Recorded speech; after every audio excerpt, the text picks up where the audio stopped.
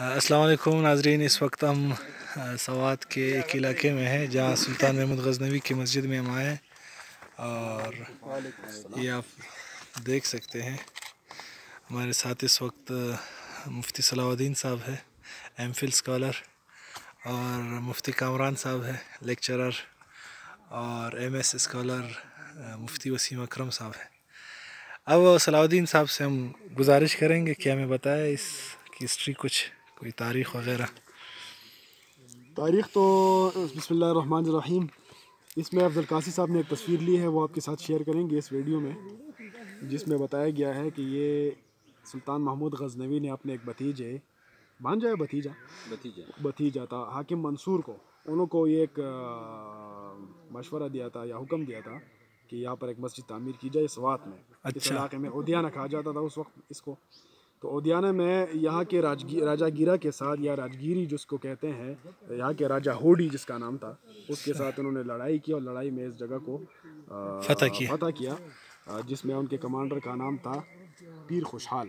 پیر کا مزار بھی میرے خیال میں یہاں پر کے قریب میں۔ اچھا تو انہوں نے اس کو قبضہ کیا، فتح کیا، اور فتح کرنے کے بعد حاکم منصور کو انہوں نے حکم دیا کہ یہاں پر ایک مسجد تعمیر کی جائے۔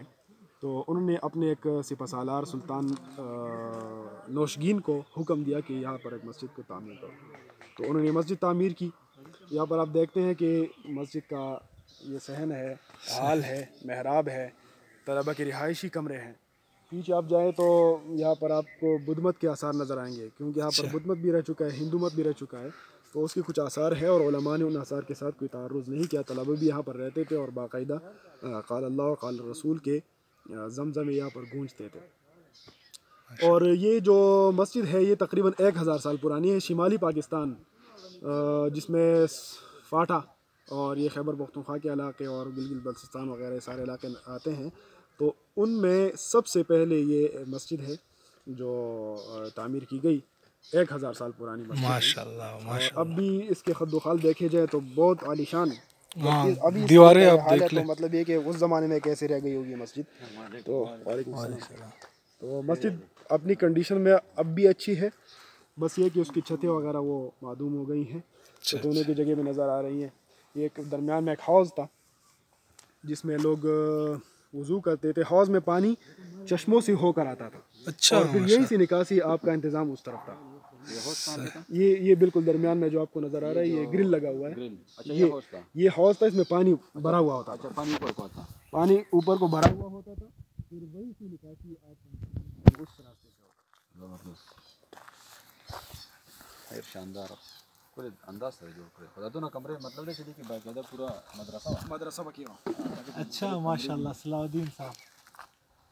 تو یہ بتائیں کہ یہ تخت بھائی پہ بھی اس طرح کے آثار مجھے نظر آئے، میں وہاں بھی گیا تھا، تو یہ کیا ایک ہی راجہ کی اصل میں اس میں فرق ہے۔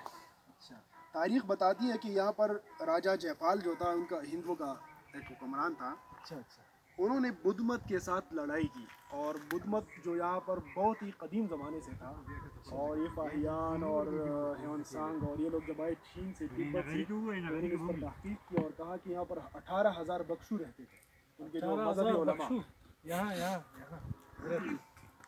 اچھا، تو وہ کہتے تھے کہ 18,000 بکشو جو یہاں پر رہتے تھے، اور ان کا ایک طریقہ یہ ہوتا ہے کہ ان کے جو مذہبی عبادت کا وقت ہوتا ہے نا، تو وہ گھنٹیاں بجاتے ہیں۔ اچھا، تو اب ان کی لوکیشنز کو دیکھا جائے تو دیکھو جیسے یہ علاقہ ہے، میں اگر یہاں سے ایک تیز آواز نکالوں تو پورے علاقے میں گونج پڑتی ہے، سمجھ گئے؟ اس طرح دوسرے اس طرح کے علاقوں میں انہوں نے جگہ بنائی تھی، تو جب وہ گھنٹیاں بجاتے تھے 18,000 لوگ ایک ساتھ، تو پورے سوات میں ان گھنٹیوں کا جو ہے نا آواز گونجتی تھی، اور مطلب لوگ اس سے محظوظ ہوتے تھے۔ تو پھر بعد میں وہ راجہ جے پال کی وجہ سے، اور بات دوسری جس میں درمیان میں اور بھی فاتحین وغیرہ آئے ہیں ہندو کے، تو انہوں نے اس پر یہاں سے بدھ مت کو بے دخل کیا، اور وہ چلے گئے یہاں سے۔ پھر ہندوؤں نے بھی یہاں پر کچھ وقت گزارا ہے، کئی سارے جگہ پر ان کے آثار اور 1000 سال حکومت ان نے ہندو کی ہے، ہاں بدھ مذہب والا، بدھ مذہب نے تو 1000 سال سے اوپر یہاں پر حکومت کی۔ 3000 سال پہلے ایرانی لوگ آباد تھا، ساسانی اور ایرانی بھی رہ چکے ہیں، اور ہمیں جو بازیرہ میں کنڈرات ملے ہیں ادھر بریکوٹ میں، اس میں تو सासानी है ना, जो बहुत ही इब्तदाई दौर के लोग थे, अच्छा अच्छा वो उनके भी जो है ना बहुत गहराई में उनके खंडरात और आसार नज़र आ गए अच्छा इटालियन माशा आर्कियोलॉजिकल मिशन को। और इस मस्जिद को भी उन्होंने जो है ना दरियाफ्त किया है डॉक्टर टूची की सरकर्दगी में। अभी जो इस मिशन के सरबराह हैं वो डॉक्टर लोकामारिया है और वो इस पर तहकीक कर रहे हैं। मज़ीद भी स्वात में बहुत सारी जगह अभी जो जिनको जो अनप्रोटेक्टेड भी है और जिन पर डिस्कवरी करना भी बाकी है, उनको दरियाफ्त करना और उनको खोदना ये बाकी है।